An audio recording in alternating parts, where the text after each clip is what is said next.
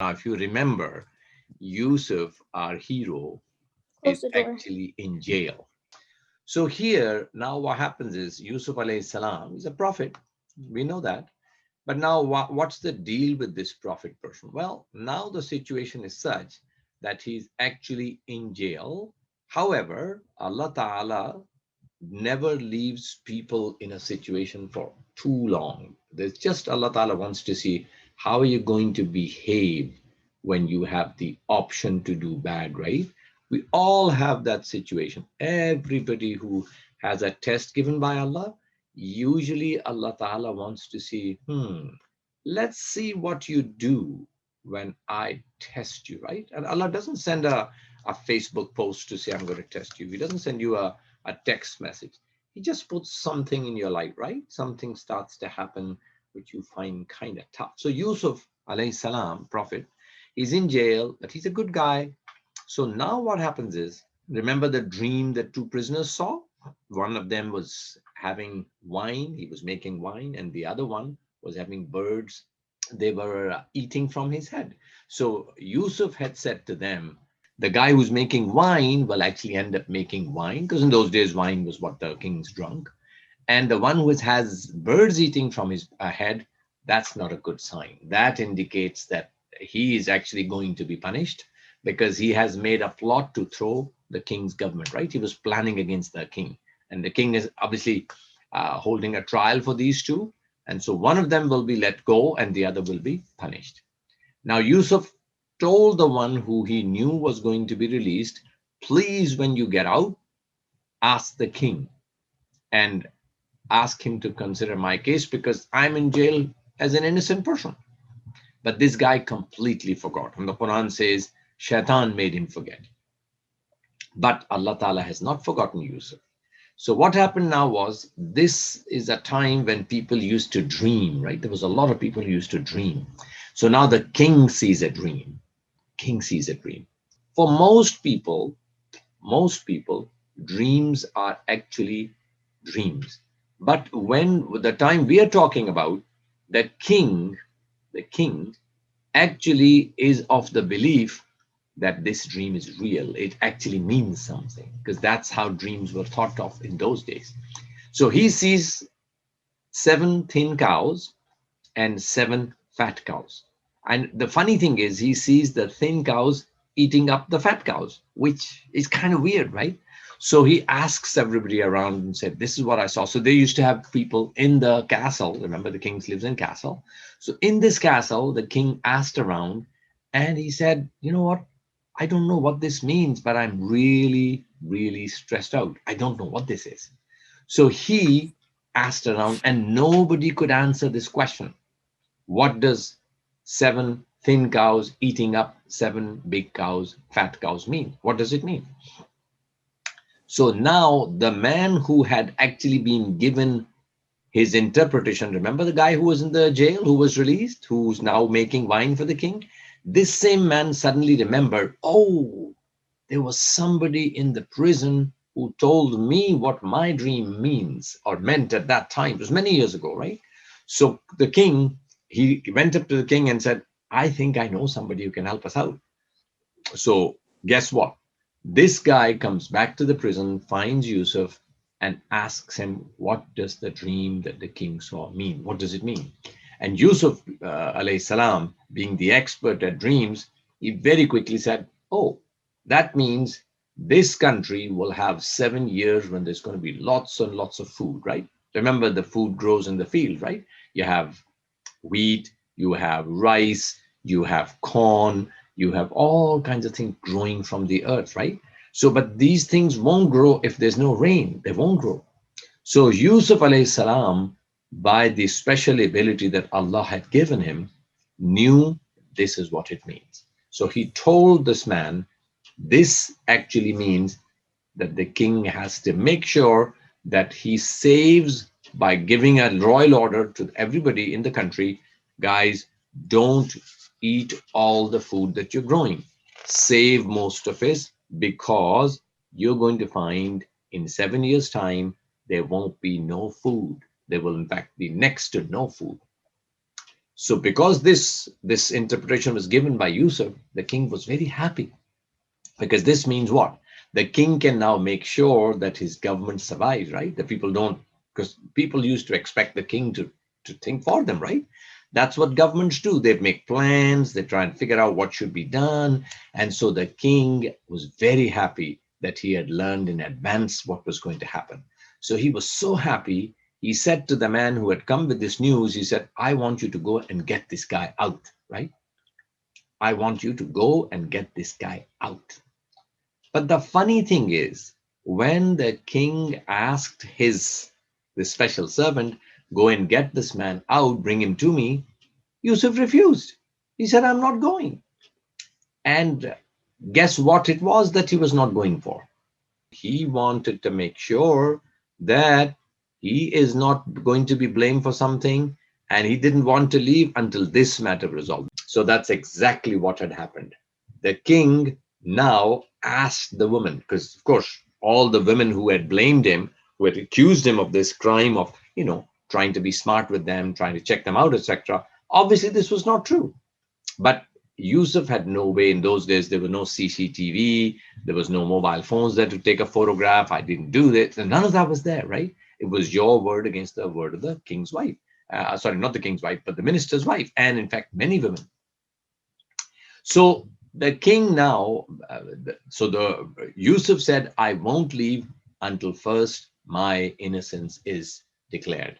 I don't want to leave a convict. I don't want to leave as if I have this thing on my head. I don't care about my freedom. I care for my respect. I care for my reputation. I care for who I am. Because he knew that his reputation is, I mean, for subhanAllah, for everybody, all of us, nobody wants to be right, made to look like a fool, or made to be look like a criminal, or made to look like something that you've done when you've not done it. So Yusuf is no different, right? So now the king, once he knew this, once the king realized, oh, there is a problem here. Actually, the participants, the guy is not leaving. I mean, he's a good man, obviously, because he gave the king an answer that the king couldn't have gotten from anywhere. My government is now going to be secured. I'm going to save myself from being embarrassed when there's no food to give to my people, all of that. And now this man is actually accused of something that he's saying he's not guilty of, right? Yusuf had all along said, I didn't do it. I'm being accused of something I didn't do. So now the king had no choice but to ask these women, right? These aristocratic, high gentry class women. He had to ask them. And he, in fact, asked all of them. And this is what the Quran says, right? The Quran now says the women, all of them, confessed that they had never, ever gotten Yusuf to do anything bad. Isn't that amazing, guys? Like, subhanAllah, the man has suffered the consequences of bad, wrong charges against him, accusing against him for years. And yet Allah Ta'ala has in the back got a plan for him. I'm not going to allow you to be disgraced forever. You are going to be released. You are going to have your name cleared. You're going to have your name cleared because the actual accusers will say that you are innocent. Isn't that amazing? There's no CCTV, there is no witnesses, nobody. The actual accuser says he actually did not do anything at all. It was entirely our own plot, and he didn't fall into it. So this is how Yusuf actually was released from prison. But now even more amazing things follow. What follows from there? Well, the king invites Yusuf to come and actually become a part of his team. So Yusuf, peace be upon him, he says, look, this problem that's coming in your country in the next few years, it means that you have to have somebody honest and trustworthy who's actually controlling the distribution of food, because there's going to be a lot of people who are going to try and do some fast talking. And many people, unfortunately, in the government are not honest. And some of the evidence that you can see, look, a scandal like this, right? A wife and many wives of ministers doing stuff like what you guys have heard. What does it indicate? It indicates that there's deep corruption in the government's, right? The families. If these are the top families and this is what they're doing, falsely accusing people of things they haven't done, What do you think will happen when there is an acute shortage of food, right? I mean, look at COVID-19 right now.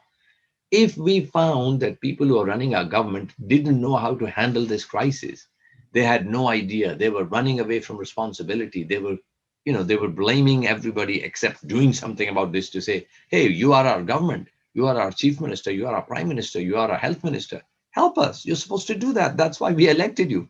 So Yusuf is telling the king, these people will not handle this crisis that is coming. So guess what? For the first time, we hear that Yusuf actually says, appoint me as a minister. I am the minister who will take care of all this food distribution. By the way, guys, this is not something easy to do, right? A problem is coming. There's going to be shortage of food. There's going to be a crisis around Egypt.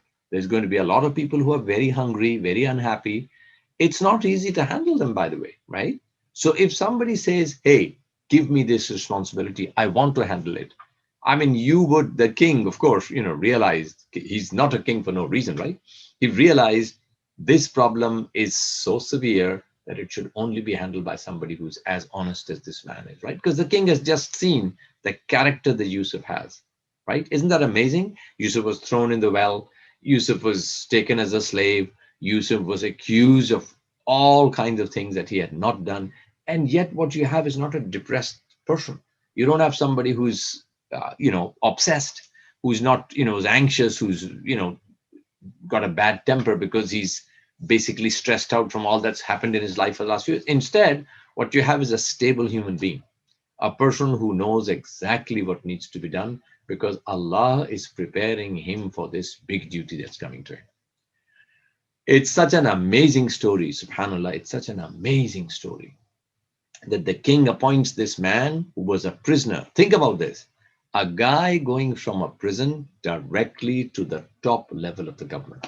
It's just something you have not seen very often at all. There's really no story like this in the Quran where somebody accesses the highest levels of the government literally a day or two after he's been released from prison. That's how powerful this story is. Now, Yusuf has a plan. Yusuf has not done yet, right? So the years of famine come by. Famine means the 7 years pass, and now we have that situation where the famine starts. The famine starts. The situation now is that there is no food growing, that is. There is food stored. Remember that you see the picture on the right. This is food being stored, right? What had happened was Yusuf had told the king, don't take the corn out of their actual, how corn comes out when you buy corn in Freshco or Walmart or wherever you buy it. You actually tear apart its outer cover and then you eat its inside, right? That's how we eat the corn in the summer, right? So Yusuf had said corn was a very popular form of food in Egypt at that time. So Yusuf had said, because he was the granaries minister, he's the top guy now, he had said to the king, don't ask people to tear the outer covering of the corn. Leave things in their covers because they store better that way, right? This is Yusuf's intelligence now, right? Yusuf is intelligent. Allah Ta'ala has given him understanding. Allah Ta'ala has given him the ability to see through things. Allah has protected him. Allah has definitely tested him. But here, the famine didn't just hit Egypt, by the way. Famine actually pretty much involved the entire area to the point where Palestine, where Yusuf's brothers and Yusuf's family. Yusuf actually has a situation where he has his dad and his brothers are also hungry, right? Because they're living in Palestine, and Palestine is in that same general area. So people knew roundabout, right? If let's say, for example, Bowmanville or Whitby is one place where there's water for some reason, right? There's water in the taps, but everybody else loses their water supply. So what will happen is people will start going to places in Whitby to say, can I please get some water from you, right? Something like that. Inshallah, I hope that never happens. But just to give you an example. So people are coming from all over Palestine and all over Egypt, and they're coming to the central city of Egypt to try and get food. So Joseph or Yusuf's, as Joseph is called Joseph, and Yusuf is called Joseph in English. So his brothers also came, right? They also came. Not his dad, because dad was old, but his brothers came. And Yusuf recognized them. Isn't that amazing? We're talking about possibly 30 to 40 years later. 30 to 40. It's like a long lost brother.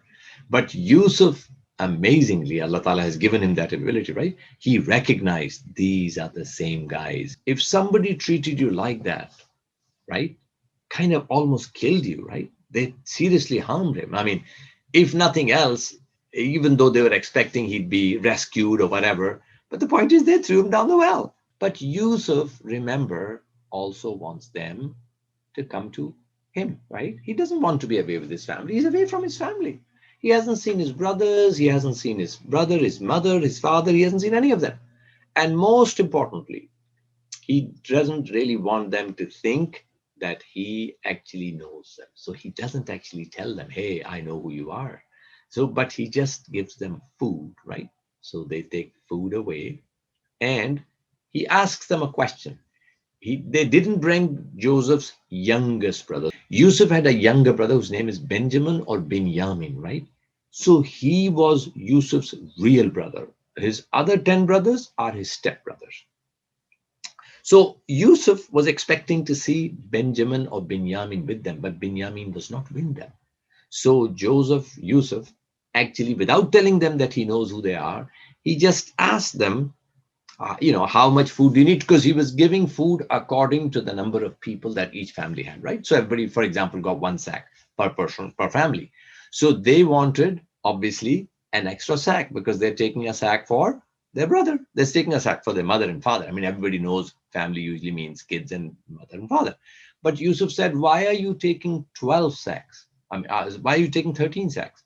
It looks like there's 10 of you from what you've just told me. And then mom and dad. So where's the 13th sack going? So now the brothers said, hey, we have another brother. And Yusuf said, oh, really? How come he's not here? They said, well, his dad doesn't let him go anywhere. And so really he's not come. So Yusuf said, okay, I'll give you something for him this time. But if you come back, if you don't bring him, remember Yusuf wants his brother, right? Yusuf's really wanting to see his real brother. I mean, he was happy to see all of them. But remember, they had done something that his younger brother had not done. So although he felt unhappy, he didn't actually want to harm them. This is how good guys are, right? They don't go out and look for, oh, I'm going to get him back, etc. That's not how they are. So Yusuf simply said, if you want food for him the next time also, you have to bring him. So what do brothers do? They get back all the way back to Palestine. We're talking about a long distance. We're not talking about, it's not like going to Mississauga or to Toronto from here. It's not. It's way more difficult than that. So we're talking about people who came from hundreds of miles away, a long distance. So they get back and they said to the dad, we're not going to get food for us all if we don't take Benjamin with us the next time. Because they have to go again, right? There's not enough food to last them. Because this famine is going to last how long? So 7 years is how long it's going to last. So what ends up happening is, in the next situation, what ends up happening is we actually have a situation where the guys come back, and this time they bring Binyamin with him. And when they bring Binyamin with him, now Yusuf recognizes him, and Yusuf wants to keep him. So Yusuf has a plan. What's that plan? Yusuf has a plan that they actually will leave him here. But now they're not going to leave him here unless there's a reason. So Yusuf tells one of his guards, hide my golden cup in his bag. And as they're leaving, after they've got food, the herald or the chief guard says, hey, you guys, you are thieves. So they says, really? Why do you say that? They said, well, the king is missing his golden cup. And that, if it's stolen by you, then we're not going to let the guy go who's stolen it. So guess what happens? They start searching everybody's bags. It's found in the bag of the younger brother. Actually, it's actually Benjamin's bag, right? Because Yusuf is the king. It's not the king, but he's the minister, right? So he's not hiding this anywhere else except in he didn't hide it, but he asked his guards to put it in the bag of Binyamin. So this now is the situation, guys, that we have Benjamin's bag in which the golden cup of the king is found. So you can imagine now there's a simple solution. Yusuf, who's the chief minister, so Yusuf actually tells his guards, just ask these guys, what would you do with a thief in your country? Okay, you just ask them, and they say he would become a slave. So Yusuf says, in that case, Benjamin is now our slave. So now you can imagine the brothers who were told by their dad, I am not going to let him go because you're going to come up with another excuse and you're going to harm my son again. Remember, Yusuf's dad has had a bad experience, if you remember, right? Yusuf's dad does not have a good experience with his brothers. So Yusuf's brothers have already had the situation where they are not trusted by their dad. But because the brothers brought back Yusuf's youngest brother, Yusuf was really on top of the world. Yusuf was on top of the world because his brother is back. He is amazed. He's happy. He tells his brother, right? He tells his brother, look, don't panic. In fact, he told him this before even the Golden Cups drama was done, right? It was all done as a part of a plan. So Benjamin is actually very happy. Benjamin is very happy to see his brother because he has no idea that his brother who was thrown in a well years ago is not only alive, but he's actually such a top guy in Egypt. Like this is something he couldn't even have dreamed of. So Yusuf is really happy. And so the guys now, of course, the brothers, you can now imagine they have to go back to they have to go back to Palestine and they have to face up to their dad. And that's not easy because they now have genuinely to explain how come they've lost their second. Because remember, they came back and told Jacob, many years ago that the wolf had eaten up Yusuf. Now they're going back to say, I'm sorry, Dad, Benjamin had stolen and they caught him and they have kept him. They won't release him. The story is really going to turn very, very interesting next time, inshallah. Brothers return empty. They're extremely unhappy. Dad is also obviously, when they return back, their dad is not very happy either. They try and explain it, but of course you can't explain it. How can you explain this? You have just done something that your dad was telling you all along is going to happen. So we're going to finish there, inshallah.